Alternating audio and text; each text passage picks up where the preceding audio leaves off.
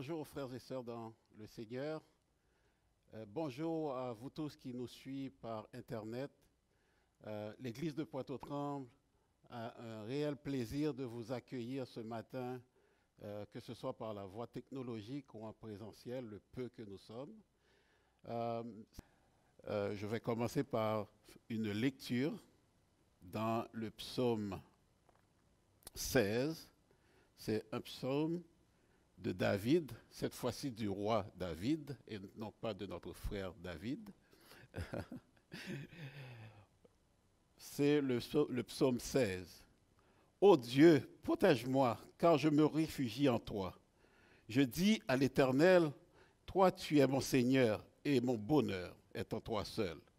Je suis plein d'affection pour tous ceux qui sont saints dans le pays. Ce sont eux qui sont vraiment grands, mais tous ceux qui s'empressent après un autre Dieu, ne font qu'augmenter leur tourment. Je ne perdrai pas ma part à leur sanglante libation. Le nom de ces idoles ne passera pas sur mes lèvres. L'Éternel est ma part et la coupe où je bois. Tu garantis la part que j'ai reçue. Tu en as fixé les limites. C'est un jardin plein de délices. Oui, c'est pour moi un patrimoine merveilleux. Oui, je veux bénir l'Éternel qui me conseille et même dans la nuit, je suis instruit dans mon être intérieur. Je garde constamment les yeux fixés sur l'Éternel car il est à ma droite pour que je ne vacille pas. Voici pourquoi mon cœur est dans la joie, mon âme exulte d'allégresse, ainsi mon corps repose dans la confiance. Tu ne m'abandonneras pas dans le séjour des morts. Tu ne laisseras pas un homme qui t'est attaché descendre dans la tombe. Tu me feras connaître le chemin de la vie, plénitude de joie en ta présence, délices éternelles auprès de toi. Ça, c'est la perspective, comment David vit, sa relation avec son Dieu. Et je prie pour vous. Bon et tendre Père céleste, merci pour toi, pour qui tu es, le Dieu de toute éternité, le Dieu qui a tout créé, le Dieu qui siège sur son trône et qui fait toutes choses arrivent.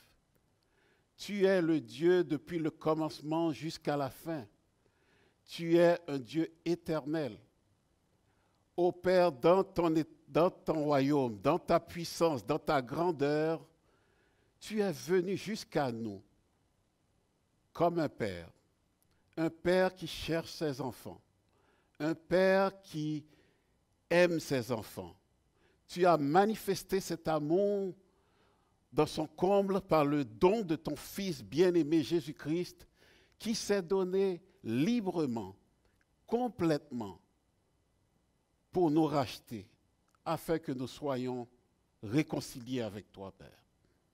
C'est pour cette réconciliation, c'est par cette réconciliation que ce matin nous sommes là pour te remercier, pour te psalmodier, pour te louer et pour t'offrir un culte digne de toi. Merci Père de ce que tu as déjà agréé ce culte, car tu as dit dans ta parole, là où 2 ou 3 sont réunis en ton nom, tu es là pour bénir et sanctifier. Oui Père, nous voulons célébrer cette victoire que Jésus-Christ a accomplie à la croix pour nous ce matin. Et c'est par nos louanges, par nos chants, par nos prières et en réponse par ta parole, Seigneur, en réponse à ta parole, Seigneur, que nous voulons le faire. Puisses-tu toucher tous ceux et celles qui, devant leur écran, devant leur téléphone, devant leur tablette, Seigneur, sont en train de participer à ce culte. Que ta communauté, Seigneur, comme une seule personne, te loue ce matin. C'est au nom de ton Fils Jésus-Christ que nous t'en prions ainsi. Amen. Je vais inviter l'équipe de louange à nous conduire dans 4 chants.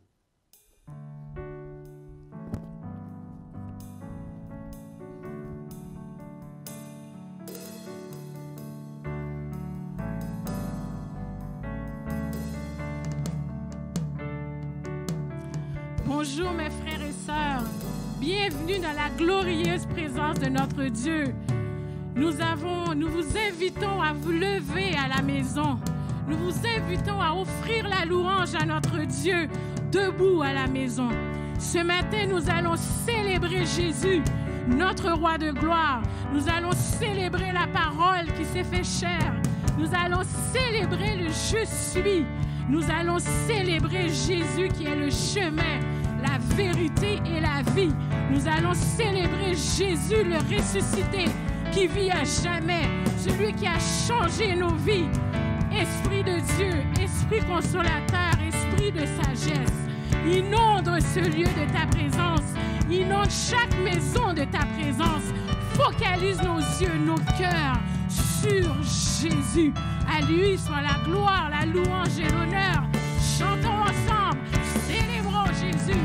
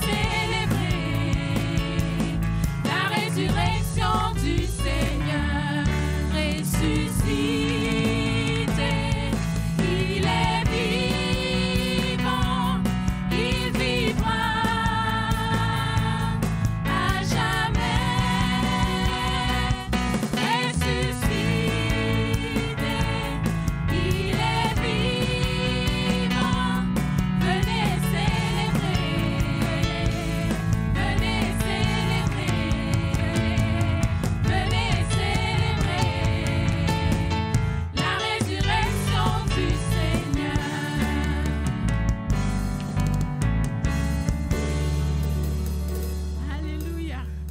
Le psaume 50 nous dit « Louez l'Éternel, louez Dieu dans son sanctuaire, louez-le dans l'étendue céleste où éclate sa puissance.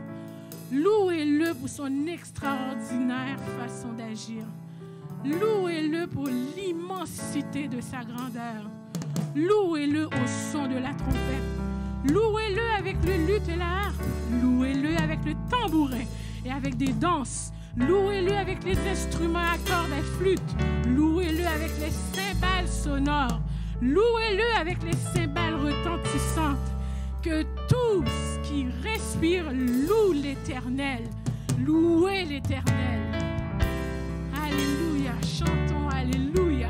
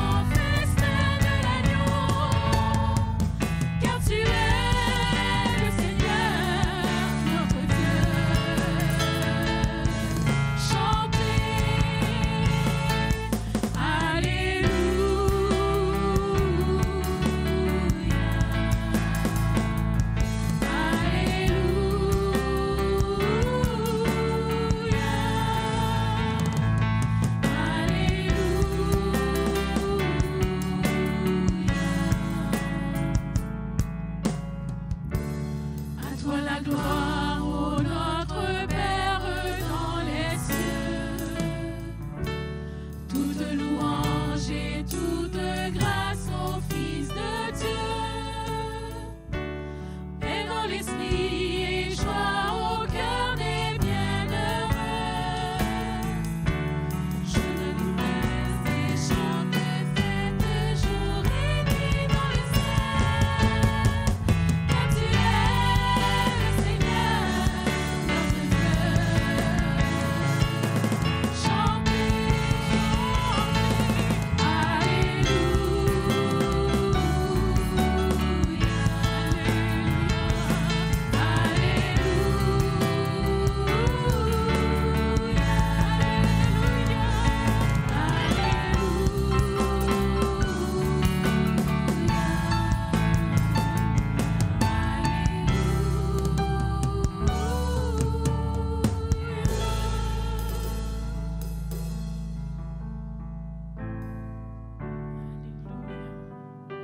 Nous voulons exalter ton nom, Seigneur.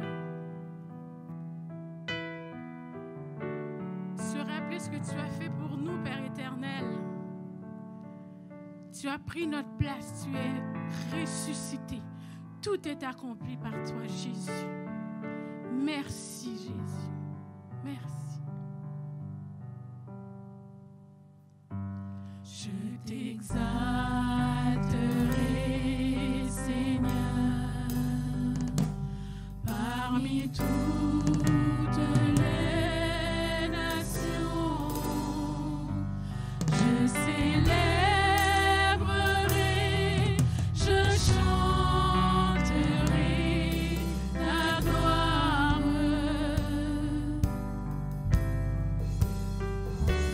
Car ton immense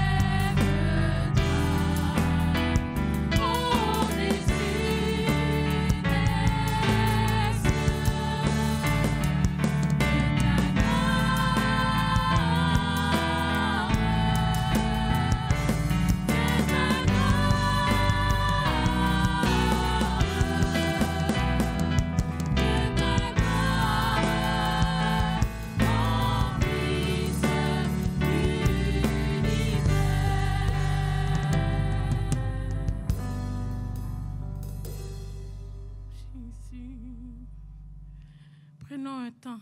Prenons un temps à la maison. Prenons un temps pour dire merci au Seigneur. Prenons un temps pour remercier Jésus. Jusqu'ici, le Seigneur nous a secourus. Dans ces moments incertains, le Seigneur nous a secourus. Disons-lui merci pour sa grâce. Disons-lui merci pour tout ce qu'il fait. Pour qui il est. Il est merveilleux, notre Dieu. Il mérite notre exaltation. Il mérite nos louanges. Priez-le.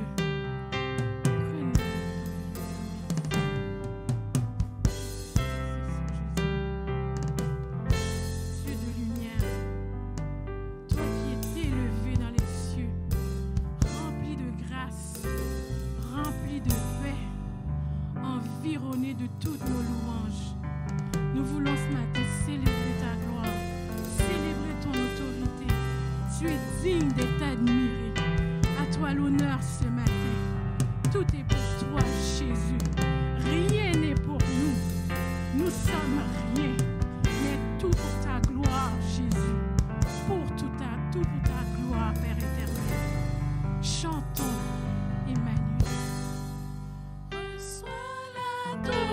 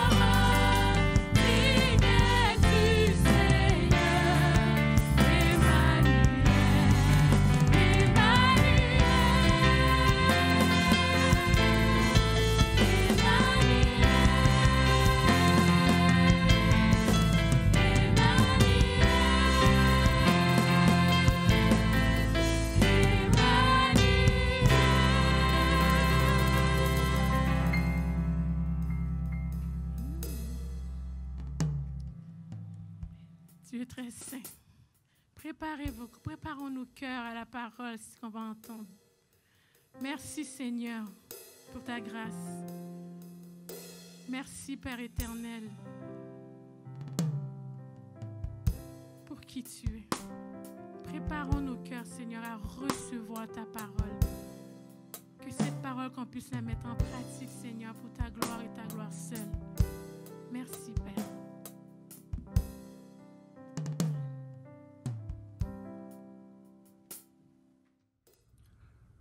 Bon matin, frères et sœurs de l'Église baptiste de Pointe-aux-Trembles. Ça me fait plaisir encore une fois d'avoir le privilège de partager avec vous l'Évangile, la bonne nouvelle de Jésus-Christ. Je vais vous demander d'ouvrir votre Bible à Éphésiens chapitre 4, ce dimanche de la Trinité.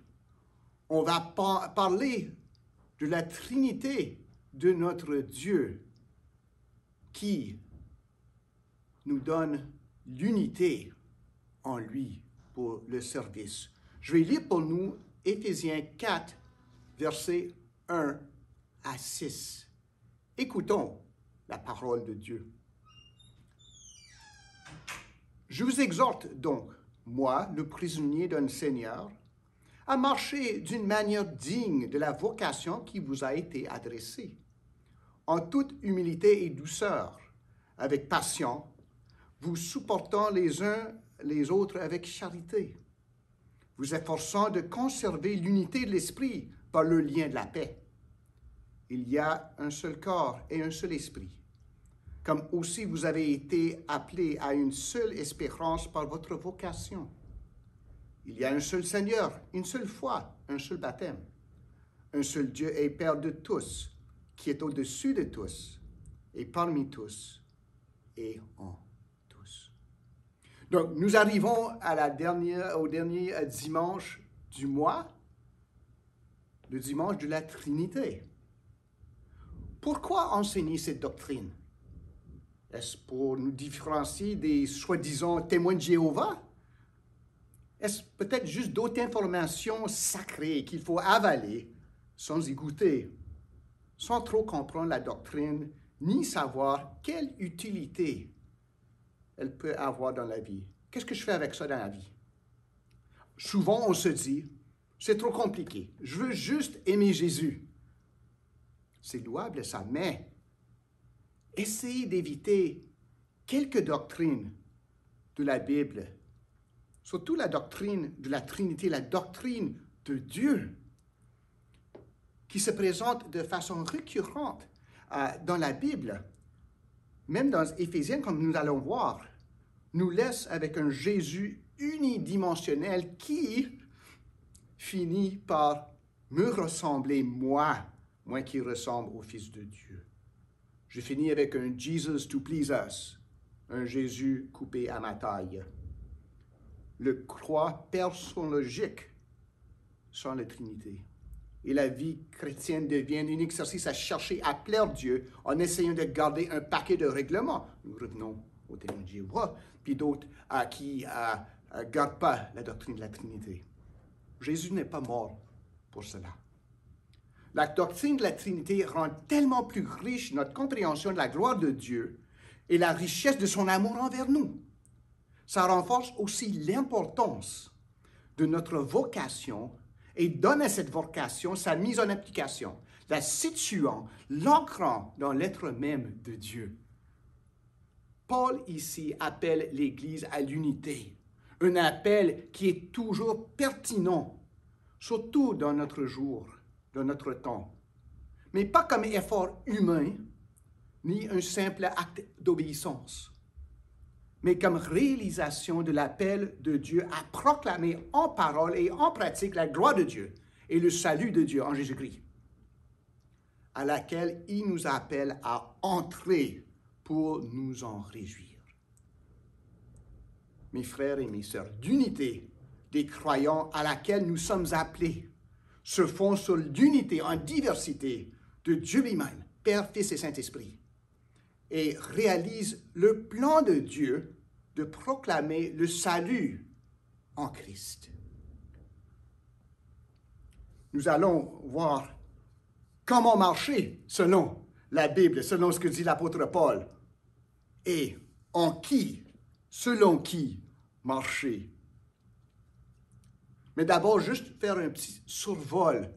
Avant d'arriver au chapitre 4, sans doute, il fallut passer par chapitre 1 à 3. Puis l'épître aux Éphésiens, vraiment, c'est riche, riche, riche. Pas juste en doctrine, mais c'est en méditation, en exercice d'adoration de notre Dieu. Ça vaut vraiment la peine de lire. En chapitre 1, Paul commence par définir où nous, les croyants, se trouvent en Jésus-Christ, par l'élection de Dieu, en Jésus-Christ, pour la gloire de Dieu. Il leur explique leur héritage, le dépôt du Saint-Esprit qu'ils ont, afin qu'ils glorifient le Dieu de leur salut et qu'ils se réjouissent de leur appel, ce qui aussi glorifie Dieu. Chapitre 2, il nous rappelle où ils étaient, morts, enfants de colère. Aussi, où, par la grâce, ils sont maintenant assis dans les lieux célestes en Christ. Il rappelle aussi que le plan de Dieu se révèle dans le salut du peuple à travers le monde, juif, païen, un seul peuple de Dieu en Jésus-Christ. C'est là que se révèle le dessein magnifique de Dieu, dans notre salut, dans notre Église, dans notre unité. Chapitre 3, il prie que ceux qui entendent ces lettres comprennent l'amour de Dieu pour pouvoir proclamer sa sagesse infiniment variée. Encore ici, on voit la primauté de Dieu, le toute suffisance de Dieu s'exprimer en variété. Hein? L'unité qui amène à la diversité qui est encadrée par l'unité de Dieu. Et là, on arrive au chapitre 4. On n'a pas fini encore. Le reste de la prédication ne va pas aller si vite que ça. Mais ici, en chapitre 4, les premiers 6 versets, disons, il appelle les croyants à la vie qui s'accorde avec cette œuvre évangélique qu'on a vue en chapitre 2, voire 3, de présenter la gloire de Dieu au monde par le moyen de leur unité. Leur unité même va prêcher l'Évangile, va annoncer la gloire de Dieu en Jésus-Christ. Chapitre 4 et suivant va être la réponse à la prière de l'apôtre Paul en chapitre 3 pour les croyants en Éphèse et la fondation pour tous ceux qui se suivent. Il situe cette exhortation en chapitre 4 en Dieu lui-même. La seule espérance dans la seule Église unie, le seul salut par le moyen de la foi dans le seul Sauveur et le seul règne du seul Dieu. Notre vie prend la forme de la réalité de Dieu. Cette réalité est trinitaire. Parfaite unité dans la diversité. Dieu est à la fois un et trois. Nous sommes en lui un corps, une Église, mais plusieurs membres. Donc l'apôtre Paul commence par dire comment on doit marcher. Je vous exhorte donc, moi, le prisonnier dans le Seigneur. Donc c'est quelqu'un qui n'a pas une vie aisée pour pouvoir nous donner des petits tips, des hints là, à partir de son avion là, en direction des Caraïbes. Non, il est en prison. Mais même à ça, il exhorte aux Éphésiens, à nous les croyants aussi, de marcher d'une manière digne de notre vocation, la vocation qui nous a été adressée. La réponse à la prière de l'apôtre Paul en chapitre 3, la réalisation même du dessein de Dieu, qui est à la fois sa prière et ce que Dieu a accompli à travers son Église, à travers son unité, et que l'Église marche d'une manière digne de l'appel du Père, en humilité, avec douceur, patience et amour, conforme au Fils, pour conserver l'unité de l'Église dans la paix qui vient de l'Esprit. Nous allons voir ici, versets 1 à 3. Le mandat et la forme que donne Dieu, Père, Fils et Saint-Esprit. Verset 1, il nous dit, marchez d'une manière digne de la vocation qui vous a été adressée. C'est le Père qui nous a appelés. Il nous a appelés, nous les croyants, avec un appel efficace. Ce n'est pas juste une suggestion. Il nous a appelés à la vie. En Jésus-Christ, le berger appelle à ses brebis de venir à lui. Et elles viennent, comme nous sommes venus par la grâce de Dieu, par l'œuvre souveraine de Dieu. C'est un appel efficace, mais c'est un appel pour une raison. Ce n'est pas un appel juste au salut. Mais nous voyons ici en Éphésiens 2, verset 10, nous sommes son ouvrage, l'ouvrage de Dieu, ayant été créés en Jésus-Christ pour de bonnes œuvres que Dieu a préparées d'avance afin que nous les pratiquions. Donc, croyons ce matin, rendez-vous compte de ce que vous avez été sauvés pour rendre service à Dieu. Il y a une raison pour votre vie, il y a une raison pour votre salut. Oh, aujourd'hui, il y a tant de monde qui cherche des raisons. Pourquoi vivre? Il n'y a rien, il n'y a pas de but, il n'y a pas de raison. Surtout nos jeunes ont besoin de voir qu'en Jésus-Christ, ils ont une raison pour vivre. Ils ont un appel, même des fois que le monde ne reconnaît pas. Dieu le reconnaît. Nous devons les aider à voir, à entendre, à obéir à cette vocation. Nos gens cherchent un but. Pourquoi je suis ici? Que ferai-je dans la vie? Dieu nous a appelés à vivre en lui, pour lui. Et notre vie doit dorénavant être digne de cet appel. Puis ça, c'est la première question. Est-ce que votre vie, est-ce que ma vie est digne de l'appel du Père à vivre à sa gloire et accomplir les œuvres qui a destinées avant qu'on marche dedans? Pensons à notre vie. Pensons à la manière qu'on va se comporter aujourd'hui. Est-ce que c'est digne d'un fils, d'une fille de Dieu, que Dieu a appelé à lui-même, pas à cause de notre potentiel ou notre bonne vie, mais à cause qu'il nous aimait en Jésus-Christ, malgré nous? Est-ce que maintenant nous marchons de façon digne de cette vocation? Si ma vocation, c'est de travailler à une école de conduite, par exemple, enseigner au monde à conduire, mais je suis mieux de ne pas avoir un paquet de tickets, là. Des excès de vitesse, ivre au volant, des choses comme ça. Ce n'est pas digne de ma vocation. Mais encore plus comme fils sauvé en Jésus-Christ.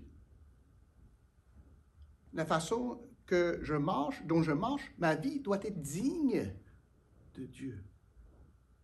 Est-ce que tout ce que je fais est à la hauteur de cet appel du Père en Jésus-Christ?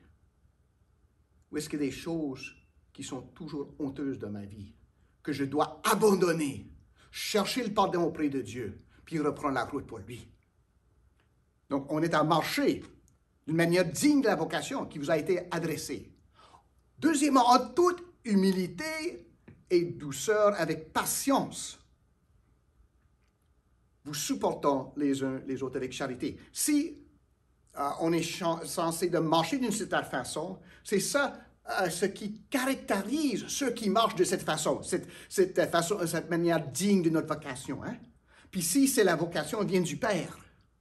Cette humilité, cette douceur, cette patience, cet amour nous a été montré par Jésus-Christ, le Fils de Dieu. Le Père qui a envoyé le Fils. Le Fils est venu d'abord avec humilité. Nous étions tantôt, comme on a vu en Éphésiens 2, enfants de colère. Chapitre 2. Maintenant, en Christ, on est comme Christ. Marcher comme Jésus-Christ, d'une façon digne de la vocation du Père, ce n'est pas optionnel.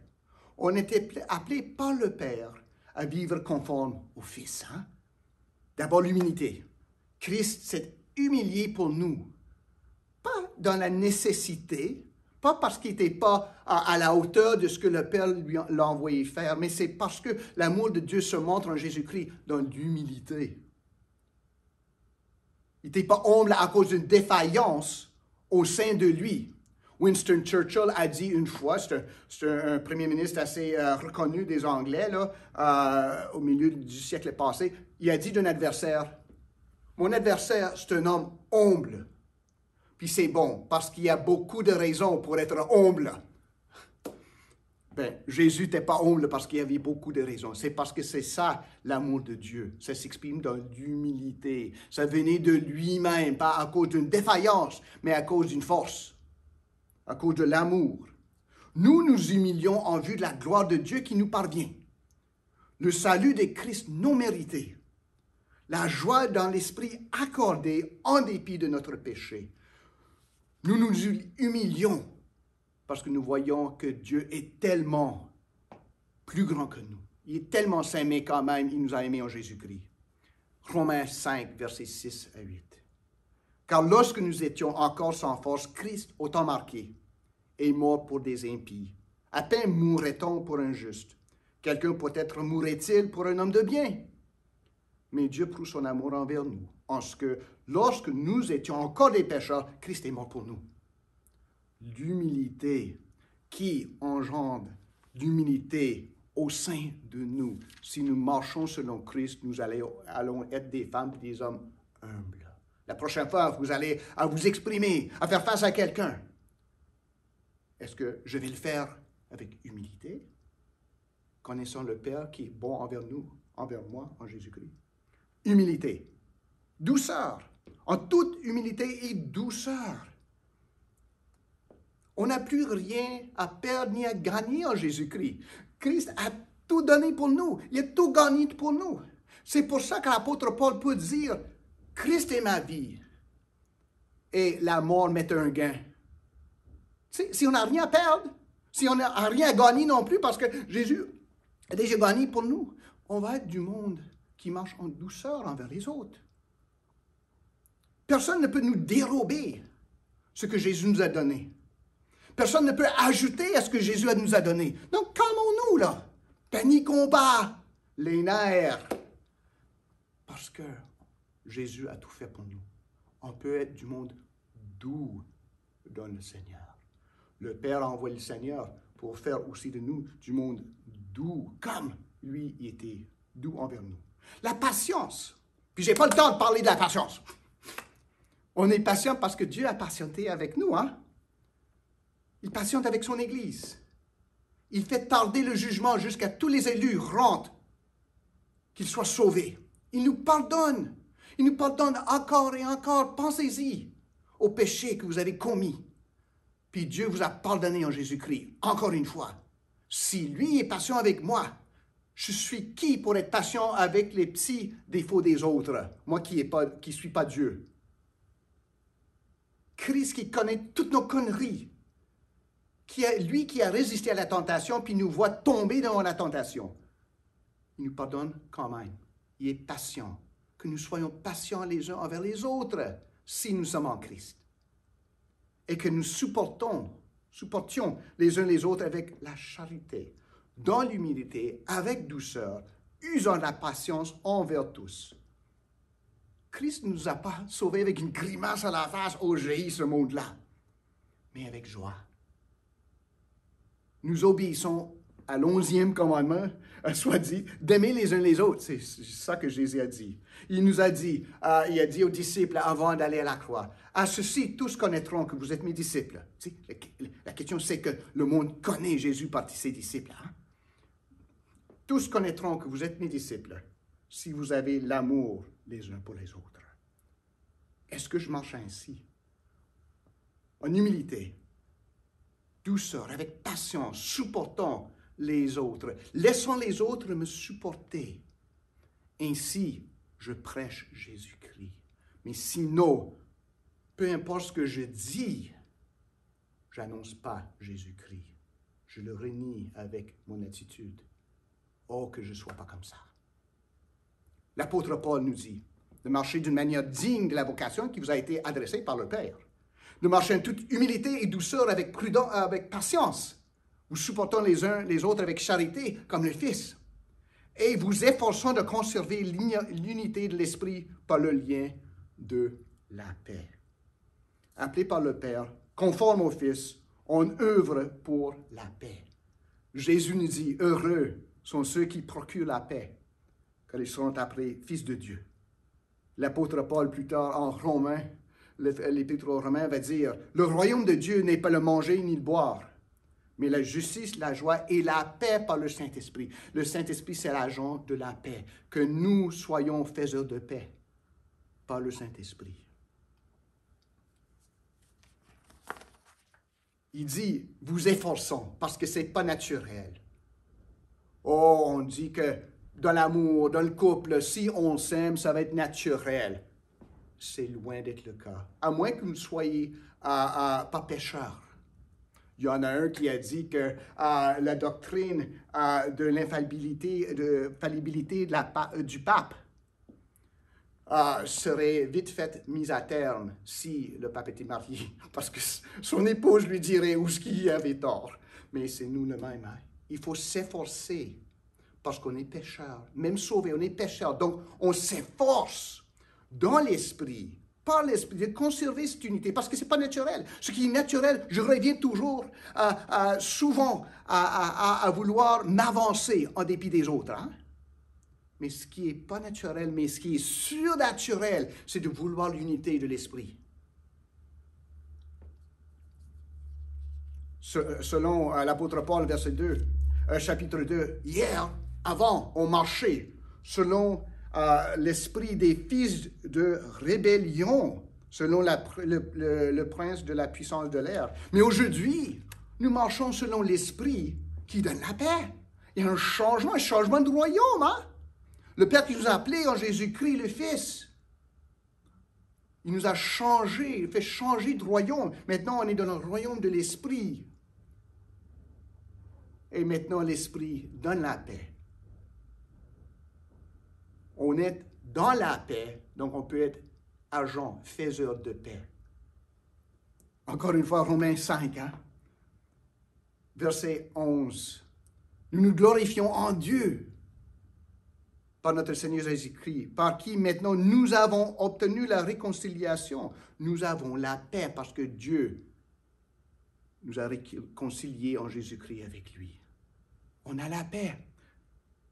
Étant donc justifiés par la foi, nous avons la paix avec Dieu, par notre Seigneur Jésus-Christ. Encore une fois, nous n'avons plus rien à craindre. On est en Christ, on est en paix. Maintenant, on vit dans la paix par l'Esprit. Nous cherchons donc à établir la paix où il n'y en a pas. À voir au-delà de nos différences, nos préférences, nos péchés, nos blessures, l'unité qu'on a déjà en Jésus-Christ. Si dans tout cela, Dieu ne nous appelle pas à faire des choses qu'il ne peut pas faire lui, ou qu'il n'a pas déjà fait. Il nous appelle de rentrer dans ce qu'il a fait. On rentre dans la vocation que Dieu nous a donnée. On marche selon l'humilité, la douceur, la patience et l'amour que Christ a démontré à notre égard dans la vie, dans la mort, dans la résurrection. Et nous, maintenant, nous œuvrons, nous nous esforçons pour faire la paix que l'Esprit a déjà établie dans son Église. C'est lui l'agent de l'unité. C'est nous les œuvreurs, les ouvriers pour cet agent. L'Esprit nous donne à vivre cette unité, à en faire non pas une réalité, c'est pas notre job là, mais à la faire paraître parmi nous, cette réalité qui existe déjà. Et ça, c'est une manifestation de la plénitude du Saint-Esprit qu'on a tous examiné, on a tous vu, entendu parler dimanche de la Pentecôte la semaine passée. Et l'unité, ce n'est pas un conformisme, une conformité enforcée, sans différence, sans individualité. Ce n'est pas une dictature. Ce n'est pas l'écrasement de toute liberté, de toute diversité, de tout avis différent. Mais selon l'amour que le Père a pour le Fils dans l'Esprit. C'est ça qui va amener la paix. Cette unité qui a la place pour la diversité, voire qui l'encourage pour encore bâtir, rebâtir, renforcer cette unité. Ça va amener la paix. Sans unité, il n'y a pas de paix. Mais avec l'unité, même si on n'est pas tous conformes, même si on est en désaccord, avec l'unité de notre but en Jésus-Christ, on a la paix. Et nous vivons ainsi, non par obligation, non parce que c'est plus facile, même pas pour établir l'unité. Ça existe déjà. Ce n'est pas à nous de le bâtir, comme j'avais dit. Mais nous vivons ainsi parce que le Saint-Esprit nous cause d'arriver de plus en plus à ressembler à Jésus-Christ. Donc, ça vient de plus en plus naturel, de façon surnaturelle, l'œuvre du Saint-Esprit. Ça devient notre mode de vie, de chercher l'unité, de chercher des accords, de chercher à se donner pour l'autre, à lui donner l'honneur à ma place. Ça devient notre réponse par défaut à la haine, dans l'Église et en dehors, à l'injustice, pour vivre digne de notre vocation du Père en Christ. Donc, l'apôtre Paul nous appelle à marcher de cette façon. Mais nous marchons aussi selon celui qui a établi cette unité. Si nous marchons de manière digne de l'appel du Père, dans l'humilité, la douceur, la patience et l'amour du Fils, dans l'unité de l'Esprit, c'est selon le Dieu trinitaire, Esprit, Fils et Père, que nous marchons parce que cette unité, en réalité, se situe en lui-même, dans l'être de Dieu lui-même.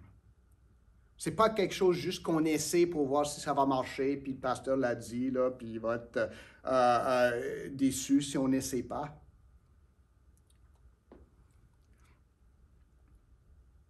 Encore la réalité qu'on essaie de refléter, de mettre en pratique, existe déjà en et à cause du Dieu trinitaire. Je fonctionne de celui qu'il est, notre Dieu, Père, Fils et Saint-Esprit. Si on vit pour voir s'épanouir l'unité en fonction du Dieu trinitaire qui nous a appelés, c'est en fonction de ce Dieu qu'on va réussir à voir arriver ce que Dieu a déjà mis en place. Vous voyez? Nous vivons en Dieu selon ses commandements pour voir arriver ce qu'il a déjà établi. Ce n'est pas nous qui faisons la paix, c'est nous qui reflétons le Dieu qui a déjà fait la paix entre lui et nous et fait de nous des agents de paix. Donc nous voyons aussi que l'apôtre Paul nous fait viser Dieu lui-même comme l'essence de notre unité à laquelle il nous appelle. Hein? Il y a un seul corps et un seul esprit, verset 4. Comme aussi vous avez été appelés à une seule espérance par votre vocation. Il y a un seul Seigneur, une seule foi, un seul baptême. Un seul Dieu et Père de tous, qui est au-dessus de tous, et parmi tous et en tous. Un seul corps et un seul esprit. Nous sommes en Christ un seul corps. Éphésiens 2 et 14, car il est notre Père. Regarde le Père encore, l'Esprit. Lui qui des deux n'en a fait qu'un et qui a renversé le mur de séparation, l'inimité. Le mur de division est tombé en Jésus-Christ. Entre ethnie, juifs et païens, et entre individus, et peut-être plus important, entre Dieu et l'homme. L'Église locale, à Pointe-aux-Trembles, à Gatineau, à Ottawa, récapitule l'Église universelle à travers les âges et autour du monde. Cette Église-là, l'Église locale, votre Église, mon Église, n'est qu'une seule. L'apôtre Paul a écrit en 1 Corinthiens 12, 13 et 14. Peut-être vous avez vu ça la semaine passée lorsque vous parliez de l'avènement du Saint-Esprit sur l'Église à Pentecôte, je ne sais pas, on a mentionné à Gatineau. Mais l'apôtre Paul écrit, 1 Corinthiens 12, versets 13 à 14. « Nous avons tous en effet été baptisés d'un seul esprit, pour former un seul corps, soit juif, soit grec, soit esclave, soit libre. Et nous avons été abreuvés d'un seul esprit. Ainsi, le corps n'est pas un seul membre, mais il est formé de plusieurs membres. » Vous voyez? Si le seul Dieu est Père, Fils et Saint-Esprit, notre Église est composée de plusieurs membres, mais reste un corps dans le Saint-Esprit. L'esprit de ce corps, l'esprit de corps, ce qui l'anime, c'est l'Esprit Saint. Si je coupe ma jambe, le sang qui en découle n'est pas d'une autre couleur, ni d'essence de ce qui coule d'une plaie sur ma tête. Donc, une blessure d'un de nos membres est une blessure de tous. C'est mon frère, ma sœur souffre, je souffre avec elle. Si ma sœur éprouve la victoire, je réjouis avec elle, parce qu'on est un seul corps avec un seul esprit. Un seul corps, un seul esprit, une seule espérance. Puis cette espérance, c'est le seul Seigneur. Un seul Seigneur, une seule foi, un seul baptême. Vous comprenez le terme, hein? Il y a esprit, vous voyez la thème ici. Esprit, Fils et Père, mais une espérance, un corps, une foi, un baptême, un tout en diversité. Vous voyez la magnificence de l'unité en diversité du Dieu trinitaire qui doit être reflété par nous dans l'Église. La vraie, une seule Seigneur, une foi, un baptême. La vraie unité existe déjà quand la vraie foi tourne autour d'une seule personne, Jésus, Fils de Dieu. Notre foi ne nous sauve pas, c'est Jésus-Christ, Fils de Dieu, sa vie, sa mort, sa résurrection, son ascension, son retour qui nous sauve. Mais comme nous avons un seul Seigneur, nous avons donc une seule foi. Et notre seul baptême reflète cette foi. Au nom du Dieu trinitaire, c'est ça le baptême des croyants. On professe foi dans un seul Seigneur, qui est avec le seul Père et le seul Esprit, et Dieu éternel.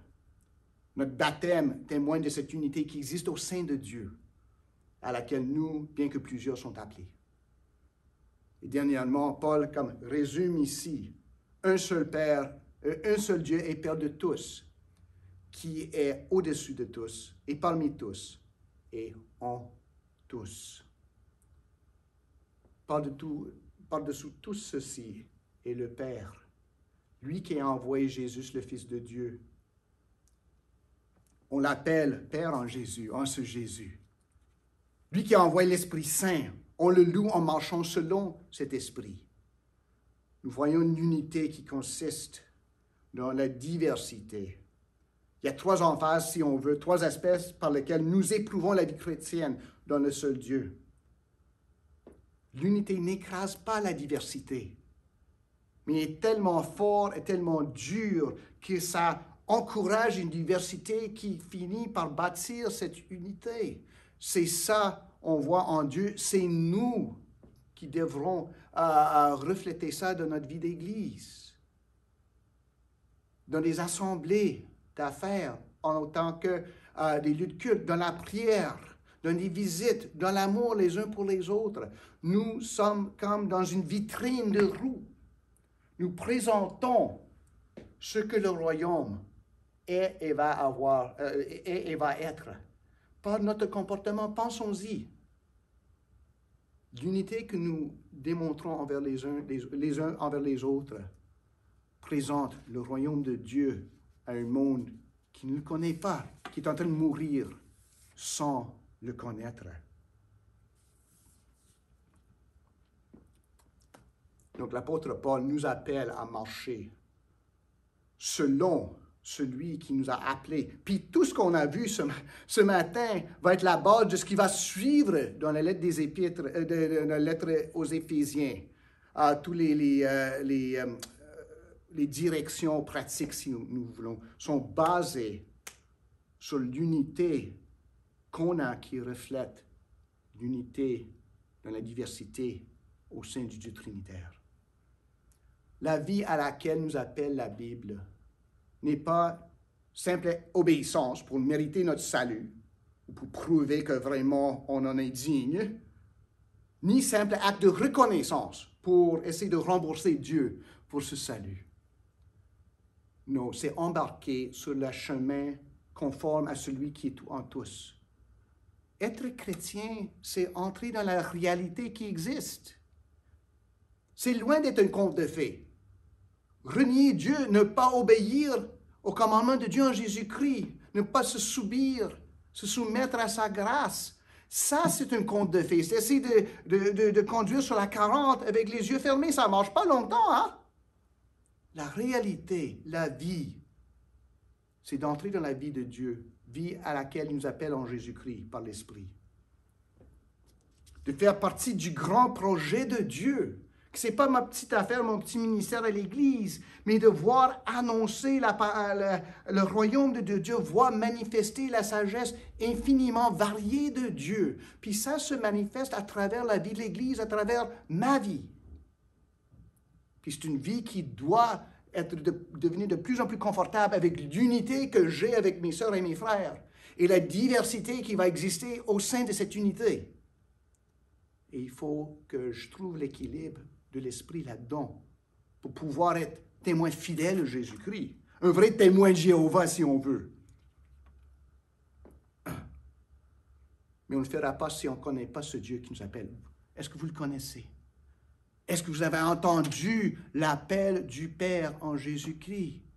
Vous appelons à lâcher ce qui est en train de vous détruire pour venir à lui et sa paix merveilleuse en Jésus-Christ.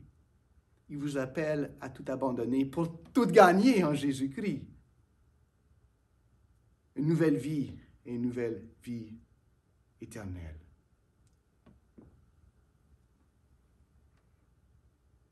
Est-ce que je vois cette vie qui encourage dans l'Église l'unité avec une diversité troublante, non pas comme un grand sacrifice de ma part, mais la façon de vivre selon la réalité qui est en Christ et qui reflète même la réalité de Dieu lui-même, Père, Fils et Saint-Esprit?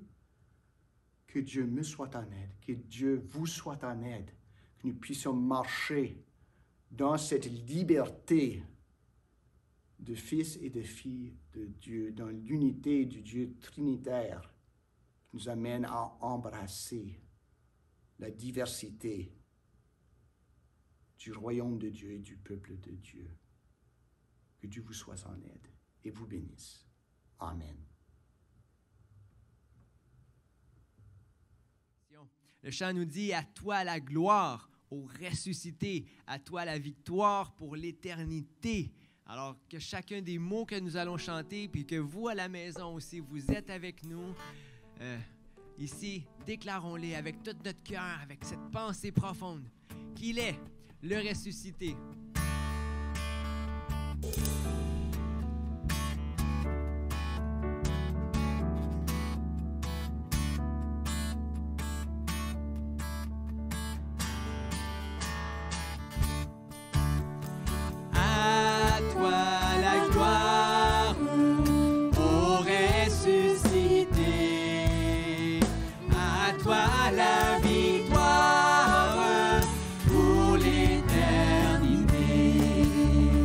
Beyond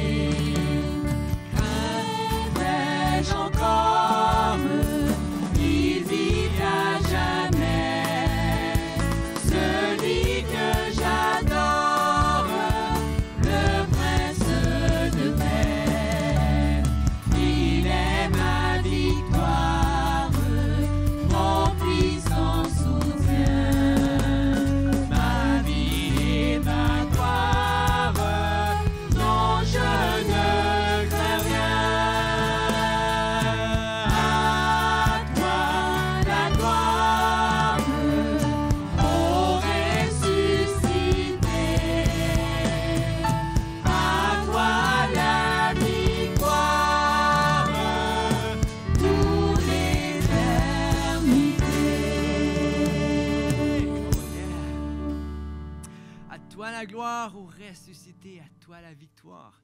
Pour l'éternité, ce chant qui nous rappelle combien Pâques est important, c'est ce si grand miracle.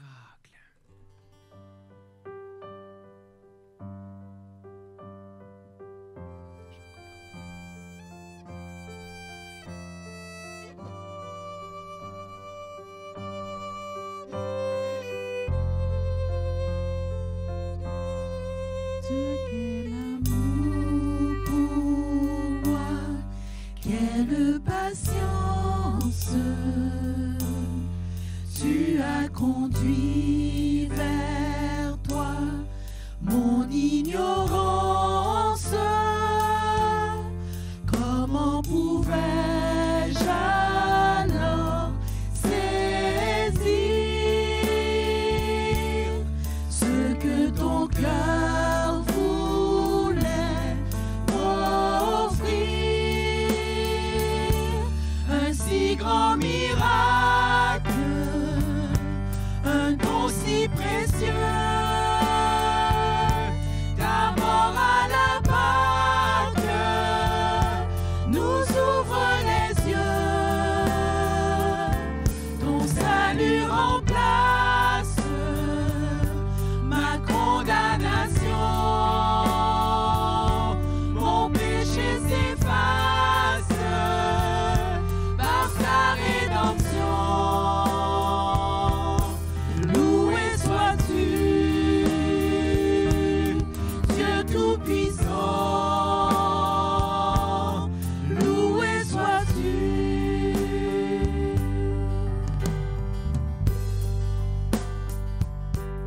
Ce don si merveilleux, comment le vivre sans le répandre à ceux que tu veux suivre sur les chemins où ils s'égarent, loin de la vie et de l'espoir. Un si grand miracle, un don si précieux, ta mort à la Pâque nous ouvre les yeux. Ton salut remplace ma condamnation, mon péché s'efface par ta rédemption. Loué sois-tu, Dieu Tout-Puissant, loué sois-tu.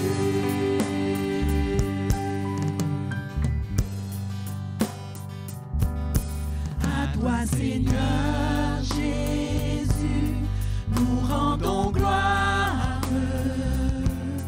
Tu as changé le cours de notre histoire pour nous te servir chaque jour.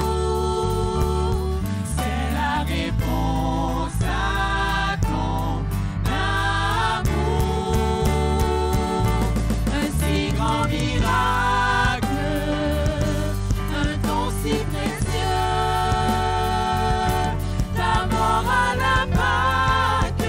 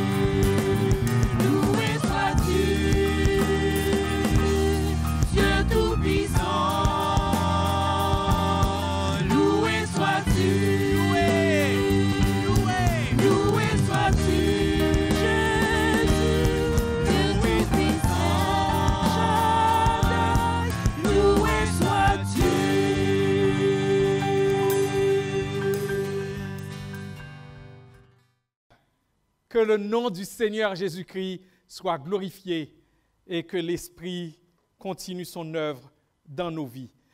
Que le Dieu de la paix vous conduise lui-même à une sainteté totale et que tout votre être, l'esprit, l'âme et le corps, soient conservés irréprochables lors du retour de notre Seigneur Jésus-Christ.